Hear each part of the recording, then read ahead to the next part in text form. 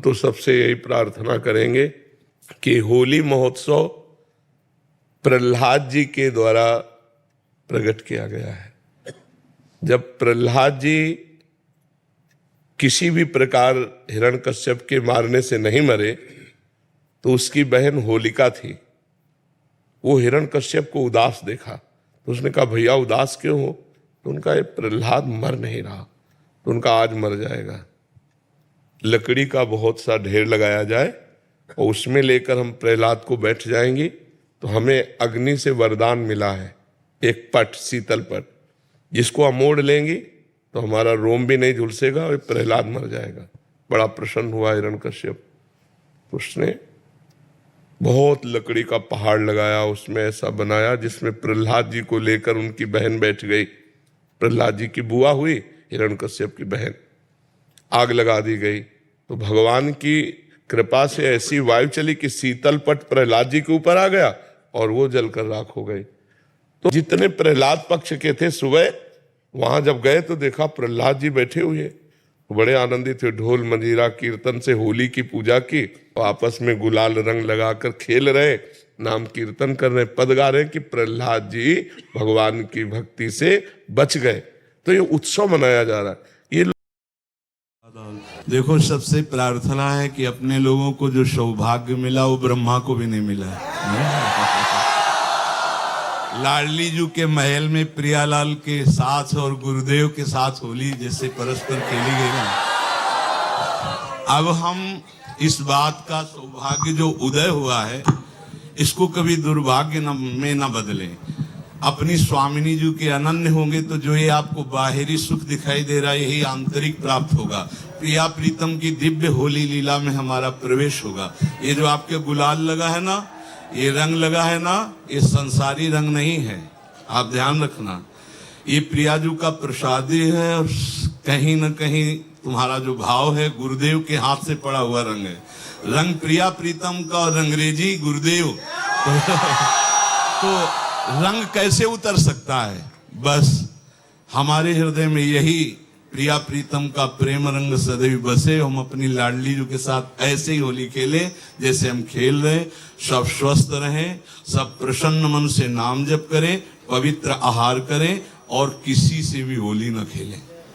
जब हमने प्रिया प्रीतम और गुरुदेव से खेल लिया, अब दूसरा रंग नहीं चढ़ना चाहिए। नहीं, इसीलिए ये श्री जी ने खेल करके आपको लगेगा कि होली तो ऐसे पुष्प करके ऐसे भरपूर होली हुई ना। हाँ, तो अब हमें दूसरे का रंग नहीं चाहिए। अब हमने इष्ट और गुरुदेव ने जो रंगा यही हमारे जीवन का बहुत बड़ा, पता नहीं कितने मिले हैं, कब मिले ना मिले, ये खेल है ना संसार। आज जो सौभाग्य प्राप्त हो रहा है ये कभी स्मृति रहेगी, इसी स्मृति में हम सुख का अनुभव करें। दूसरा हमारे ऊपर रंग डाले ऐसा कभी न हो। हमारे गुरुदेव, हम केवल गुरुदेव से खेलते हैं, अपने गुरुदेव से होली खेलते। प्रियाजू से भी बाद में, पहले हमारे गुरुदेव, हमारी प्रियाजू हमारे गुरुदेव, और वो मुस्कुरा दिए ना तो हमारी होली हो गई, नहीं हो गई? अच्छा, हमारे गुरुदेव तो एक बार खूब ऐसे जैसे आपको ले ऐसे, वही हमारी स्मृति। गुरुदेव का रंग देने का मतलब है संसार माया का रंग अब हमारे ऊपर प्रभाव नहीं डालेगा। काम क्रोध लोभ मोह मद मत्सर ये रंग हमारे हृदय में ना आवे, हम प्रियालाल के प्रेम रंग में डूबे रहें। तो आप सब धैर्य पूर्वक किसी बहिर्मुख का संग न करें, कोई नशा न करें, कोई गंदी उद्दंडता न करें। आप वैष्णव हैं, आप भगवत मार्ग के पथिक हैं। अपनी होली हो गई, अपनी होली हो गई। अपने अब श्री जी का भोग पाएं, श्री जी का प्रसाद पाएं और अपने शांति से कहीं बाहर निकलकर, या जो आप सब बाहर हैं सौभाग्य है, अपने घर जाएं, एकांतवास करें, नाम जप करें। समाज का कोलाहल उद्दंडता इसका रंग न चढ़ने पावे। गुरु इष्ट का रंग है, बस इसी रंग में हम सीमित रहें। कोई व्यसन ना, कोई नशा नहीं, किसी भी तरह की कोई उद्दंडता नहीं। तो ये हमारा प्रेम रंग प्रतिक्षण वर्धमान है। दूसरे के चेहरे पर कालिक पोतते हैं, नालियों में ये हिरण्यकश्यप पक्ष के हैं। अब वो भी तो उत्सव बनावे, कैसे बनावे? तो वो नालियों में गोबर कीचड़, उसकी हिरण्यकश्यप पक्ष की पार्टी और एक होती साधुता की पार्टी, एक दूसरे पे गुलाल लगाए, राम कृष्ण हरि बोले और बैठकर पद गायन किए और खूब गुझियाँ और मिठाई भोग लगा कि ठाकुर जी को और पाए और आनंद मनाए। तो हमारी समस्त देशवासियों से प्रार्थना है, कोई भी व्यसन न किया जाए। व्यसन उत्सव को खराब कर देता है, जैसे शराब है और भी हुक्का है, ड्रग्स है, कोई भी नशा मत करो। फ्रेश माइंड से भगवान का नाम जप करते हुए, पद गायन करते हुए होली का आनंद लो। नशे में होली का आनंद थोड़ी होता, नशे में तो मूढ़ता छा जाती है, मूढ़ता में आनंद कहाँ। तो कोई भी नशा इस होली उत्सव में ना किया जाए और हम आनंद पूर्वक भाईचारा बनाते हुए एक दूसरे का सम्मान करें, प्यार करें।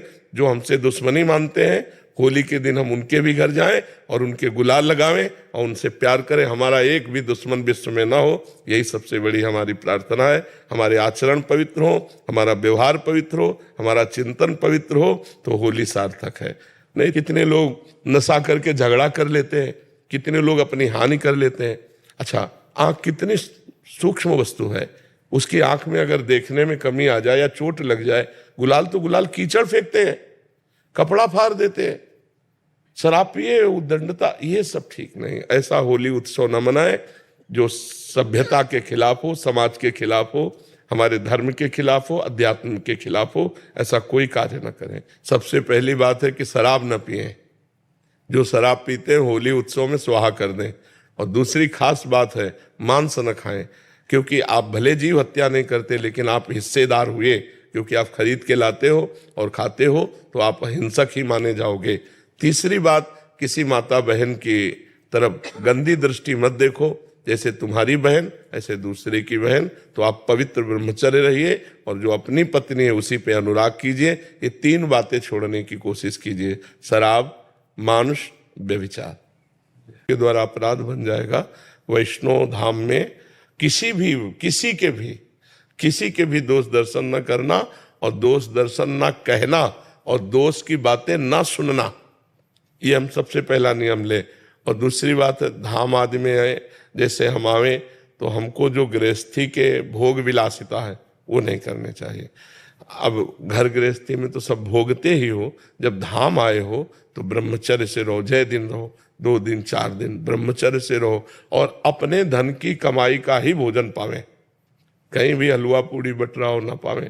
अगर अपने पास 100 रुपया है तो हम 10 रुपया के चना गुड़ लेके काम चला लेंगे, लेकिन हम हलवा पूड़ी दूसरे का नहीं पाएंगे, क्योंकि हम धाम आए हैं, हम पुण्य कमाने आए, पुण्य खोने नहीं आए।